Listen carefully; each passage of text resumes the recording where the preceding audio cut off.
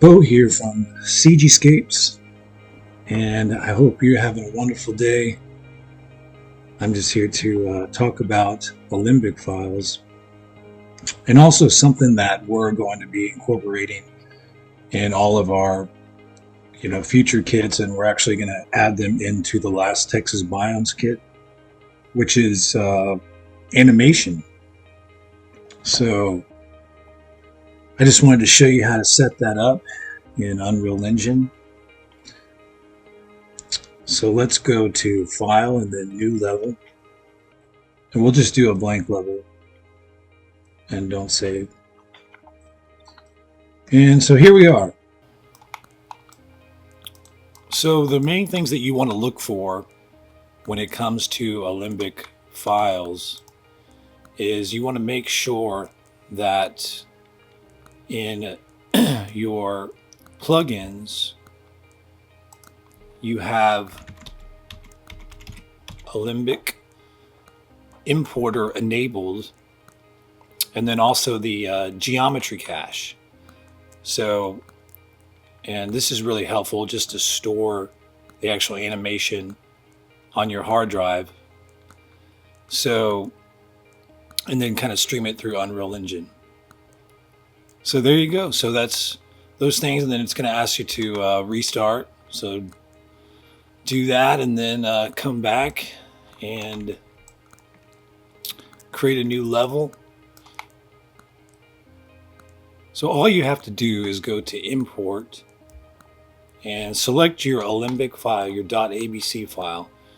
The only thing that you really want to change is from static mesh here to geometry cache, and then you can leave flattened tracks and pretty much everything else. You can also create and find materials. When you're importing, in my case, if it was from Maya, I would set this rotation value to 90. But those would be the main things that you want to look for. And you can create the materials and find materials. Also, there is something when it comes to importing your Alembic materials, which I'll show you. If you select the faces of your object, say they're all combined, and you assign like a new material or a Lambert, then you can, when you import the Alembic file, you'll see that it actually retains, all the material shader information. So if I click on here, you can see my reference source file right here. So it's referencing this .abc file. And then right here I have my textures, which I just plug into these slots. And then that's pretty much it. And I'm done.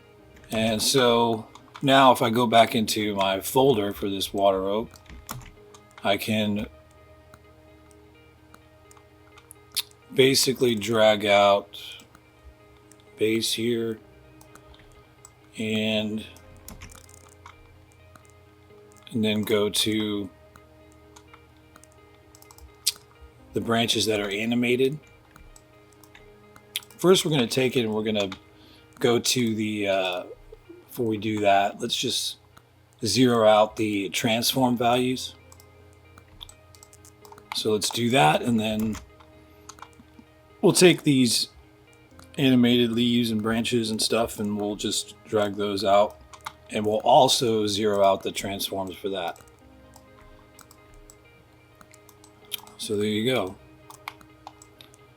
And let's just make a couple changes just to get a little bit more indirect or ambient lighting. So we'll go to the directional light here, and then we'll search for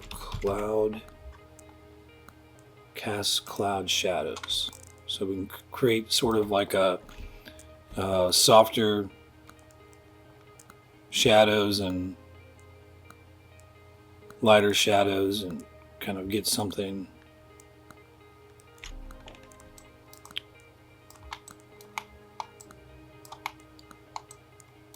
like that. Okay, cool. So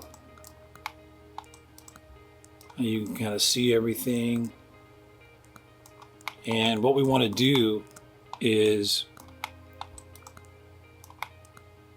create a new sequencer. So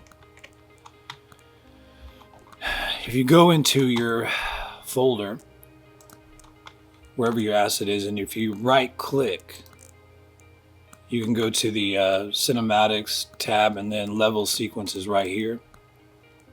So we can just call this water oak sequence. And then we want to create a new camera. So we can go up here, or there's cinematic and then cine camera actor.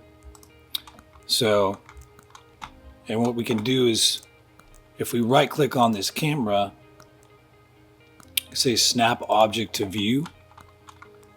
So now we can change this. You can go here to perspective and then go to the camera view and then sort of back up a little bit and then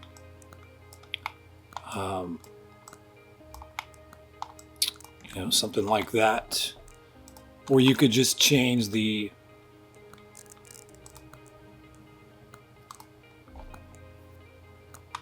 focal length right here. You could change it to something, I don't know, like 15 or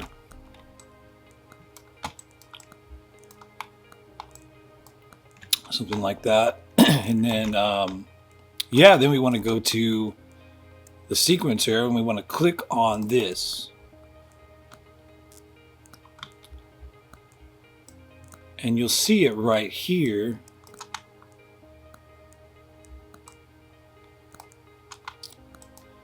And I'm going to change this to 24 FPS. Then I'm going to drag this camera right here. And we can just do a quick, like, subtle animation forward. So we'll click this transform button to add a keyframe. And then we'll just go to the end. And we'll click it again. Or we'll do a little, let's just do like a little subtle movement forward or something. And then since we're letting the animation sort of drive the scene, you know, we may not need to do like a whole lot of camera movement, so that's why I do that. So then we'll keyframe that, and then we'll select both these keyframes, and then I'll just right click and say linear. And so there we go. So there we have our subtle motion, as you can see right here. If you hit the play button, nothing is happening, right? No animation. So what's the next thing? So the next thing that we should do is go to track, actor to sequencer, and we'll just select the cache, so the all branches.